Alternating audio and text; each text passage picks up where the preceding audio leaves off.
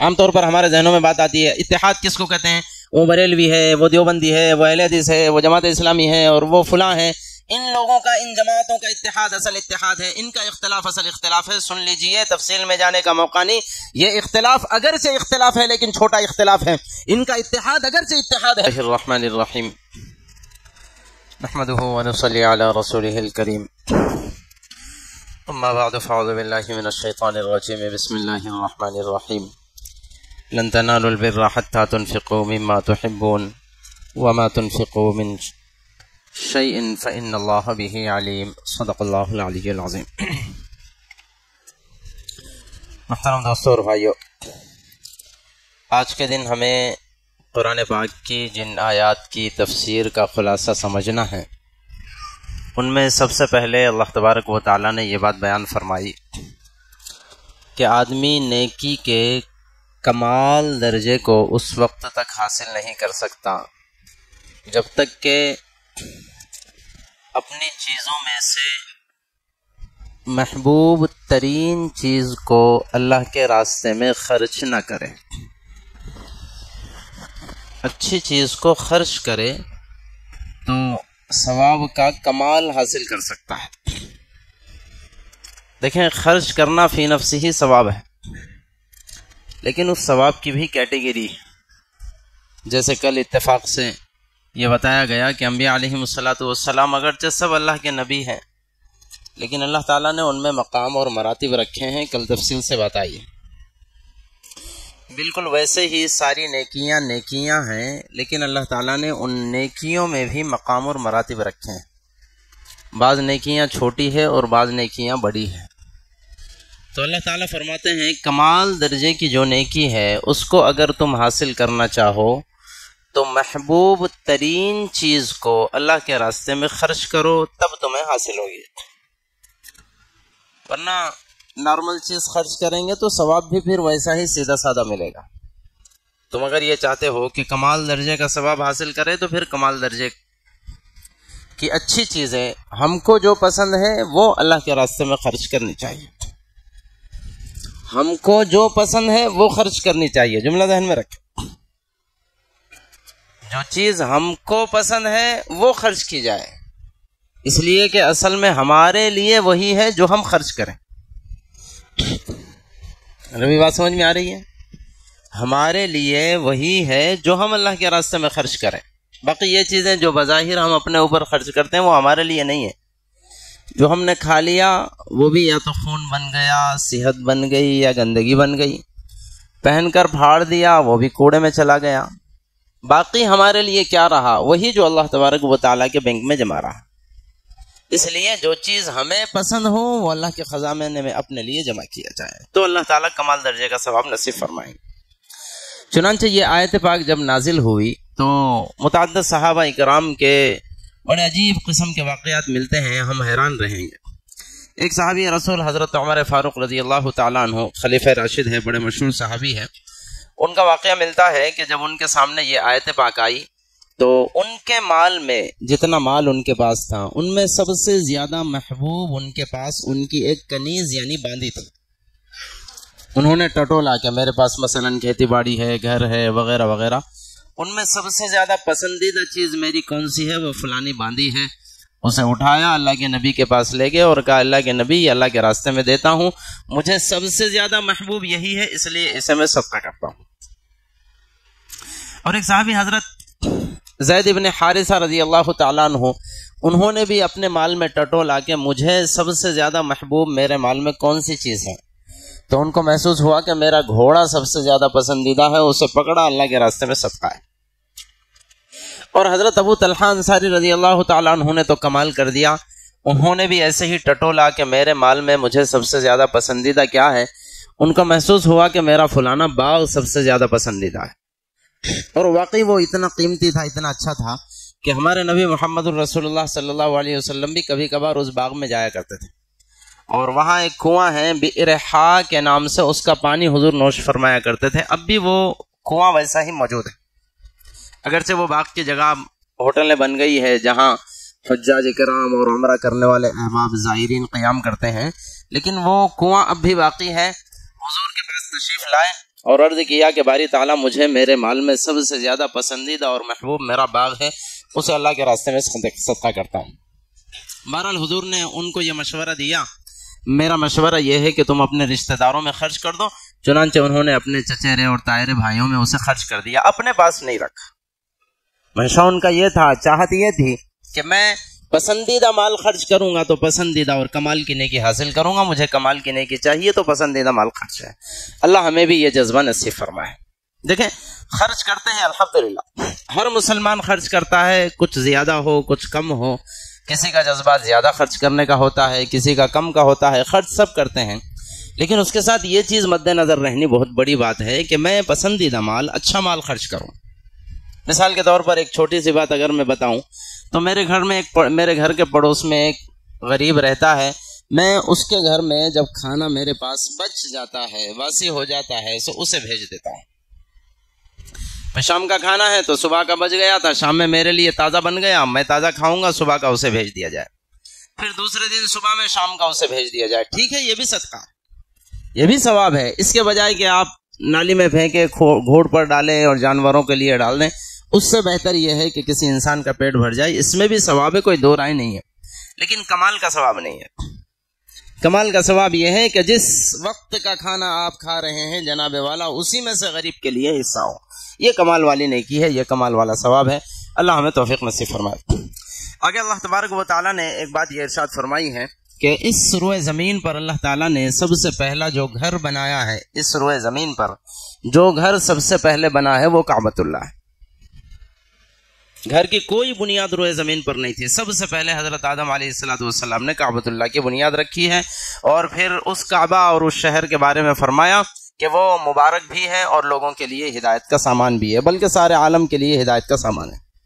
آگے اللہ تبارک و تعالیٰ نے حج کی فرضیت کا بیان فرمایا کہ جس بندے کے پاس سفر خرچ ہو سہولت کے ساتھ اور جا کر واپس آنے تک اپنی بیوی بچوں کا انتظام بھی کر سکتا ہو، تو ایسے بندے پر حج فرض ہو جاتا ہے، حج کر لینا چاہیے۔ دو باتیں یہاں بطور خاص ذہن میں رکھیں۔ پہلی بات تو یہ ہے کہ ہمارے اپنے علاقے کا مطلب یہاں انڈیا، پاکستان، بنگلہ دیش میں عام طور پر یہ غلط رواج ہے کہ آدمی حج کی سوچتا ہے تقریباً بوڑھا ہو جانے کے بعد، 60 سے پرے ہو جانے کے بعد۔ اچھی چیز نہیں ہے۔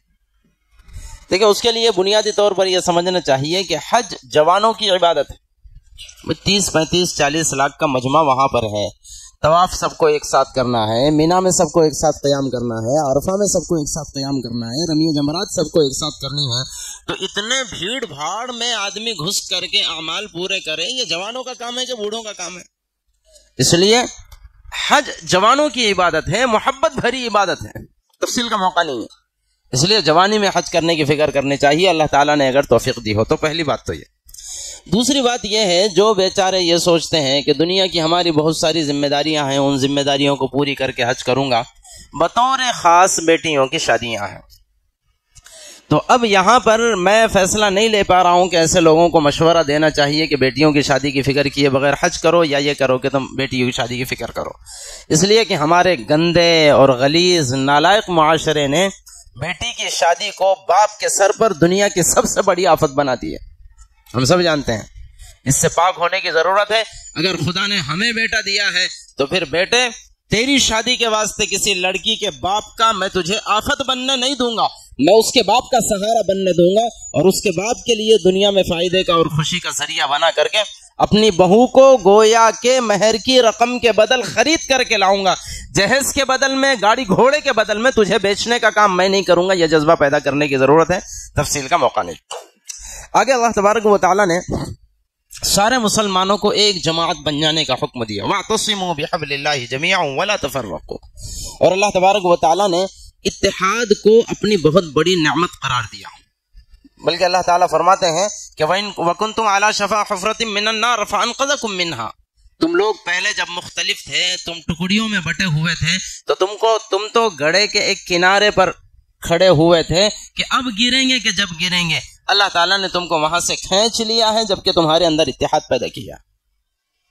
کیا مطلب؟ اللہ تعالیٰ فرماتے ہیں کہ جو قوم مختلف ہو جاتی ہے، اختلافات میں مبتلا ہوتی ہے، وہ گڑھے کے کنارے پر کھڑی ہوئی ہے، کبھی بھی کھائی میں گر سکتی ہے، اور اللہ تعالیٰ نے متحد کیا کا مطلب ایک بڑی مصیبت سے بچا لیا ہے.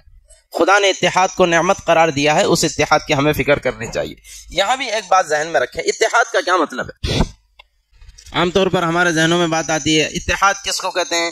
وہ بریلوی ہے، وہ دیوبندی ہے، وہ اہل حدیث ہے، وہ جماعت اسلامی ہے، اور وہ فلاں ہے. ان لوگوں کا، ان جماعتوں کا اتحاد اصل اتحاد ہے، ان کا اختلاف اصل اختلاف ہے. سن لیجئے، تفصیل میں جانے کا موقع نہیں. یہ اختلاف اگرچہ اختلاف ہے لیکن چھوٹا اختلاف ہے. ان کا اتحاد اگرچہ اتحاد ہے لیکن چھوٹا اتحاد ہے. اصل اختلاف دلوں کا اختلاف ہے، اور اصل اتحاد دلوں کا اتحاد ہے. جب تک دلوں میں اتحاد پیدا نہیں ہوگا اس وقت تک آپ بھائی بھائی کو جمع نہیں کر سکتے. جماعتوں کو کیا جمع کریں گے؟ دلوں کا اتحاد اصل ہے. میں مسلمان ہوتے ہوئے پڑوسی کے لیے میرے دل میں حسد، جلن، بغض، کینہ، کپٹ ہے، کبھی میں متحد نہیں ہو سکتا. اس لیے دلوں کے اتحاد میں سب سے پہلے ہمیں فکر کرنے کی ضرورت ہے. آگے اللہ تبارک و تعالیٰ نے ایک خوبصورت بات بیان فرمائی ہے کہ جن لوگوں کو اللہ تعالیٰ نے اللہ کی جانب سے جنت کا فیصلہ ہونے والا ہوگا، ان کے چہرے اللہ تعالیٰ پہلے سے ہی سفید اور نورانی بنا دیں گے. اس کے آثار ان کے چہروں پر پہلے سے ہی ظاہر ہوں گے، لوگ دیکھ کے پہچان لیں گے کہ یہ جنتی ہے. اور جو لوگ جہنمی ہوں گے اللہ تعالیٰ ان کے چہروں کو سیاہ اور کالے بنا دیں گے، پہلے سے ہی جہنمیوں کے آثار ان پر ظاہر ہوں گے. آگے اللہ تبارک و تعالیٰ نے ایک بہت موسم بشان آیت ہے، بہت مشہور ہے، ہم سب جانتے ہیں. ہم سب کو ذمہ داری دی ہے امر بالمعروف اور نہی عن المنکر. اللہ تعالیٰ فرماتے ہیں کنتم خیر امۃ اخرجت للناس تأمرون بالمعروف وتنہون عن المنکر. دو تین باتیں اس میں بطور خاص ذہن میں رکھیں. پہلی بات تو اللہ تعالیٰ فرماتے ہیں تم خیر امت ہو. خیر امت ہو کا کیا مطلب؟ حضرت آدم کی امت سے افضل ہو، نوح کی امت سے افضل ہو، موسیٰ کی امت سے افضل ہو، عیسیٰ کی امت سے افضل ہو، داؤد اور ہارون کی امت سے افضل ہو. لیکن کب؟ اس کی اولین شرط بیان فرمائی ہے اخرجت للناس، تم دوسرے لوگوں کے لیے پیدا کیے گئے ہو. اگر ہماری زندگی کا مقصد دوسرے لوگوں کو فائدہ پہنچانا ہے تب تو ہم خیر امت ہے. لیکن اگر خود غرضی اور مفاد پرستی کی زندگی جیتے ہیں تو پھر ہم خیر امت نہیں ہیں. اخرجت للناس، تم کو نکالا ہی لوگوں کے لیے گیا ہے، تم کو پیدا ہی دوسروں کے لیے کیا گیا ہے. اب ہمیں یہ جھانکنے کی ضرورت ہے کہیں ایسا تو نہیں کہ میری صبح و شام، میری رات دن، اور میرا بولنا اٹھنا بیٹھنا، دوستی دشمنی، ساری چیزیں میرے اپنے مفاد میں ہو گئی. اگر میرے اپنے مفاد میں ہو کر رہ گئی تو میں خیر امت میں سے نہیں ہوں. ہاں اگر میں اپنے ساتھ ساتھ دوسرے لوگوں کا بھی فائدہ چاہتا ہوں، میرے اندر خود غرضی مفاد پرستی نہیں ہے، تو پھر اللہ کا فضل ہے کہ میں خیر امت میں سے ہوں. پہلی بات تو بنیاد یہ بیان فرمائی. پھر اس کا اظہار کیسے ہوتا ہے تو اللہ تعالیٰ نے اس کی دو شاخیں بیان فرمائی، تأمرون بالمعروف وتنہون عن المنکر. اس کا اظہار یہ ہے، اس کی نشانی اور علامت یہ ہے کہ تم لوگوں کو نیکی کا حکم دو گے، نیکی کی طرف بلاؤ گے، وتنہون عن المنکر، اور برائی سے روکو گے. اگر یہ صفات ہے تمہارے اندر تو اس کا مطلب یہ ہے کہ تم خیر امت ہو. اس کا مطلب یہ ہے کہ تم لوگوں کے لیے نکلے ہوئے ہو. تمہیں احساس ہے کہ مجھے لوگوں کے لیے کچھ کرنا ہے، اور جب یہ احساس ہے تو پھر تم خیر امت ہو. اللہ ہمیں توفیق نصیب فرمائے. نہیں عن المنکر کہاں تک ہونی چاہیے؟ اللہ کے نبی نے اس کی 3 کیٹیگری بیان فرمائی. پہلی کیٹیگری یہ ہے کہ کہیں پر برائی ہوتے ہوئے اگر ہم دیکھیں تو حضور فرماتے ہیں اگر ہمارے بس میں ہاتھ سے روکنا ہے تو اسے ہاتھ سے روکیں، نہیں روکیں گے تو گناہ گار ہوں گے. پہلی کیٹیگری. اور اگر خدا نہ خواستہ ہم میں ہاتھ سے روکنے کی طاقت نہیں ہے تو زبان سے اس برائی کو برائی کہیں. تو جو تم کر رہے ہو سو غلط ہے، نہیں کرنا چاہیے. زبان کی طاقت ہے، زبان کا استعمال ضرور کریں. اور اگر اس کی بھی طاقت نہیں ہے تو کم از کم دل میں ہی اسے برا سمجھے. آگے حضور فرماتے ہیں وَذَلِكَ أَضْعَفُ الْإِيمَانِ، یہ ایمان کا سب سے کمزور ترین درجہ ہے. کسی بندے کے دل میں اگر کسی برائی کو دیکھنے کے بعد یہ احساس بھی پیدا نہیں ہوتا کہ یہ برا ہو رہا ہے تو پھر اسے اپنے دل میں جھانکنا چاہیے کہ وہ ایمان والا باقی بھی رہا کہ باقی نہیں رہا.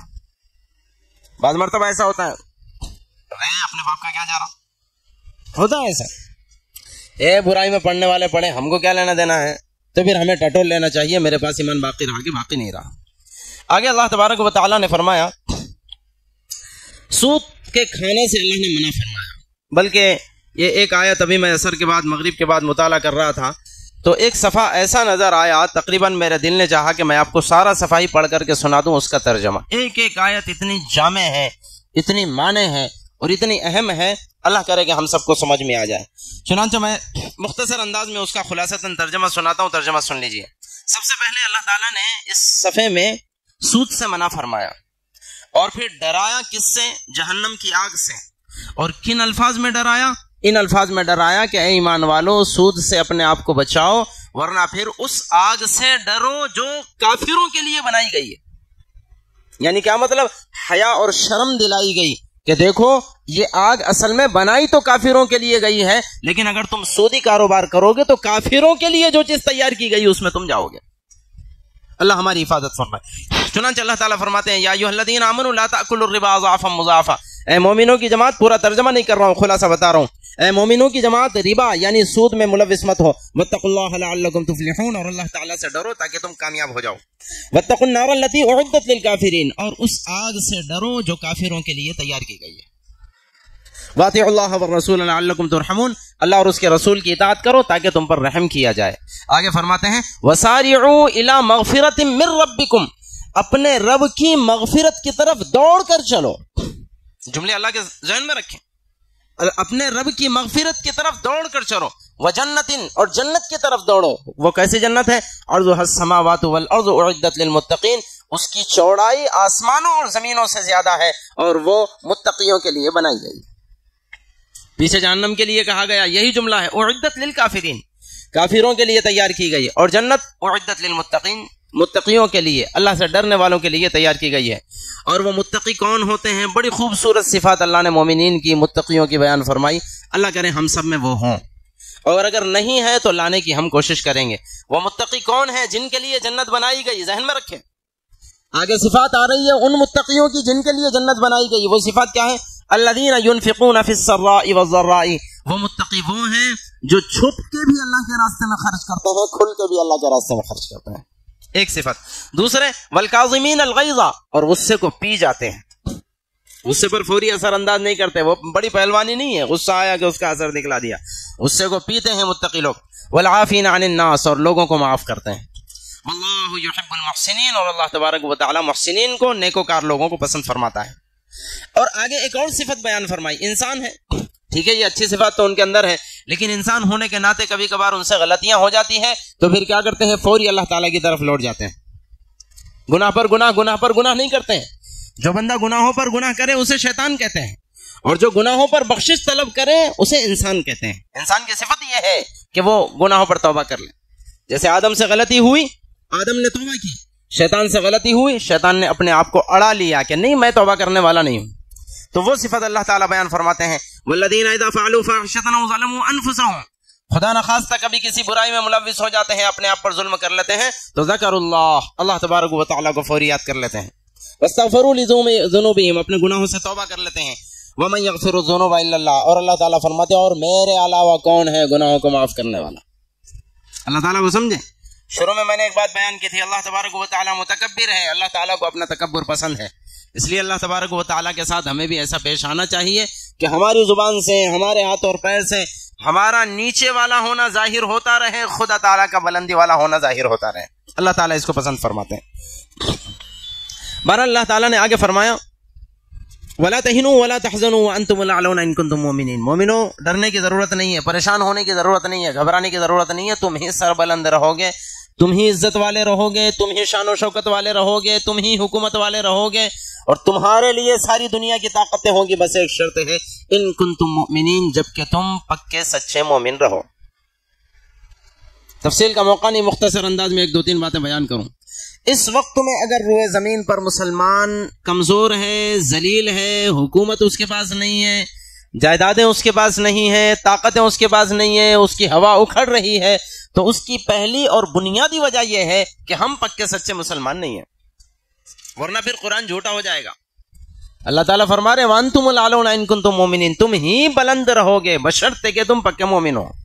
دنیا کی طاقت نہیں ہوگی کہ تمہاری طرف آنکھ اٹھا کر کے دیکھے، یہ تو بہت دور کی بات ہے کہ تمہاری نوجوان بچی جا رہی ہو اور کوئی اس کا برقع پکڑ کر کے کھینچے، وہ بہت دور کی بات ہے۔ یہ بہت دور کی بات ہے کہ کسی مسلمان روزے دار کو دشمنان اسلام گائے کا پیشاب پلا دے، بہت دور کی بات ہے۔ تمہاری طرف آنکھ اٹھا کر کے دیکھے کسی کی ہمت نہیں ہوگی بشرطے کہ تم سچے پکے مسلمان ہو۔ کمی ہم میں سے۔ ایک ہمارے استاد محترم سے بات ہو رہی تھی ایسے ہی حالات پر، انہوں نے بڑی اچھی بات ایک کہی ہے، یہ لوگ جو اس وقت حکومت پر بیٹھے ہوئے ہیں، ایسا نہیں ہے کہ یہ حکومت کے قابل ہیں، اللہ نے اس وجہ سے ان کو حکومت دے دی، بڑی پتے کی بات کہنے جا رہا ہوں. ایسا نہیں ہے کہ یہ لوگ حکومت کے قابل ہیں اس لیے خدا نے ان کو حکومت دے دی. اصل یہ ہے کہ ہم قابل نہیں رہے اس لیے خدا نے کسی اور کو دے دی. ہم اگر وہ کیٹیگری والے ہوتے تو پھر دنیا میں مجال نہیں تھی کہ مسلمانوں سے آگے بڑھے. بہرحال یہ مختصر سا آج کی تفسیر کا خلاصہ تھا. آگے صرف ایک بات بیان کر کے آج کی تفسیر کو میں ختم کرتا ہوں. اس بارے میں اللہ تعالیٰ نے ایک اہم بات یہ بیان فرمائی ہے, فَانْكِحُوا مَا طَابَ لَكُم مِّنَ النِّسَاءِ مَثْنَىٰ وَثُلَاثَ وَرُبَاعَ فَإِنْ خِفْتُمْ أَلَّا تَعْدِلُوا فَوَاحِدَةً أَوْ مَا مَلَكَتْ أَيْمَانُكُمْ. اس آیت پاک میں اللہ تبارک و تعالیٰ نے مردوں کو حکم دیا ہے کہ اپنی پسند کی عورتوں سے شادی کرو. اب سوال یہ ہے کہ اللہ نے فرمایا من النساء, عورتوں سے شادی کرو, تو کتنی عورتوں سے؟ اللہ تعالیٰ نے یہ نہیں فرمایا کہ عورت سے شادی کرو, فرمایا عورتوں سے شادی کرو. سوال یہ ہے کتنی عورتوں سے؟ اللہ تعالیٰ خود ہی اس کا جواب دیتے ہیں, مثنا 2 سے کرو, وثلاثا 3 سے کرو, ورباع 4 سے کرو. 2 سے شروعات کی اور 4 پر لے جا کر اللہ تعالیٰ نے سلسلہ ختم کیا. فَإِنْ خِفْتُمْ أَلَّا تَعْدِلُوا, اگر تم اس بات کا خوف کرتے ہو کہ 2 3 4 کو سنبھال نہیں سکو گے, تمہارے اندر انصاف کرنے کی طاقت نہیں ہے, ایسا کمزور اپنے آپ کو محسوس کرتے ہیں, تو پھر فواحدتاً, تو پھر ایک پر اکتفا کرو. اور دور جانے کی ضرورت نہیں ہے. ہم اپنے خاندان میں, ہم اپنے گھر سے شروع کریں, اپنے گھر میں, پھر اپنے خاندان میں, پھر اپنے محلے میں, پھر اپنے گاؤں میں, پھر اپنے قصبے میں, پھر اپنے ضلع میں, پھر اپنے صوبے میں. اندازہ لگائیں, حساب لگائیں, غور کریں کہ کتنی بچیاں ہیں جو بن بیاہی بیٹھی ہوئی ہیں. ان کا حق نہیں ہے کہ وہ شوہروں کے ساتھ زندگی گزاریں. تفصیل کا موقع نہیں, صرف ایک بات بیان کروں, اس پر تفصیل کی جائے تو تقریباً 2 گھنٹے درکار ہوں گے. صرف ایک بات عرض کروں, خدا تعالیٰ کا نظام یہ ہے کہ خدا تعالیٰ نے بطور خاص آج کے زمانے میں عورتوں کی تعداد زیادہ رکھی ہے, مردوں کی تعداد کم رکھی ہے پیدائش میں. بلکہ میں اپنا ذاتی تجربہ بتاؤں, میں نے تقریباً 10 مرتبہ حساب لگایا ہے آج تک, 10 مرتبہ. کبھی مکتب کے بچوں کے ساتھ, کبھی مدرسے کے بچوں کے ساتھ, اور کبھی دوستوں میں بیٹھے تھے ان کے ساتھ, کبھی ایسے ہی 2 4 6 8 10 ساتھی بیٹھ گئے تھے ان کے ساتھ. جب بھی بات چھڑی میں نے کہا ابھی ہم کون کرتے ہیں, ٹھہریے, سب اپنے اپنے بھائیوں کی اور بہنوں کی کوانٹٹی بتائیں. آپ کو بہنیں کتنی ہیں, بھائی کتنے, آپ کو بہنیں کتنی, بھائی کتنے, آپ کو بہنیں کتنی, بھائی کتنی. ہمیشہ بہنوں کی کوانٹٹی زیادہ نکلی ہے بھائیوں کے مقابلے میں. آپ بھی تجربہ کر کے دیکھ لیں, یقیناً ہمیشہ بہنوں کی کوانٹٹی زیادہ نکلی ہے. جب بچیاں زیادہ ہیں اور بچے کم ہیں تو برابر شادیاں ہو جائے گی. یہ جو بچیاں زیادہ ہیں وہ کدھر جائیں گی, کدھر جائیں گی؟ First of all, number 1. دوسرے نمبر پر یہ ذہن میں رکھیں, حادثاتی اموات سے اکثر و بیشتر مرد مرتے ہیں, عورتیں کم مرتی. مرتے زیادہ ہیں اور پیدا ہو کم رہے ہیں.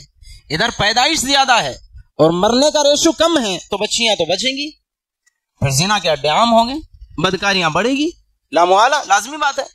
جب آدمی کو بھوک لگے گی حلال کی تلاش کرے گا, حلال نہیں ملے گا تو پھر انسان حرام کی طرف جائے گا, اسے تو پیٹ بھرنا ہے.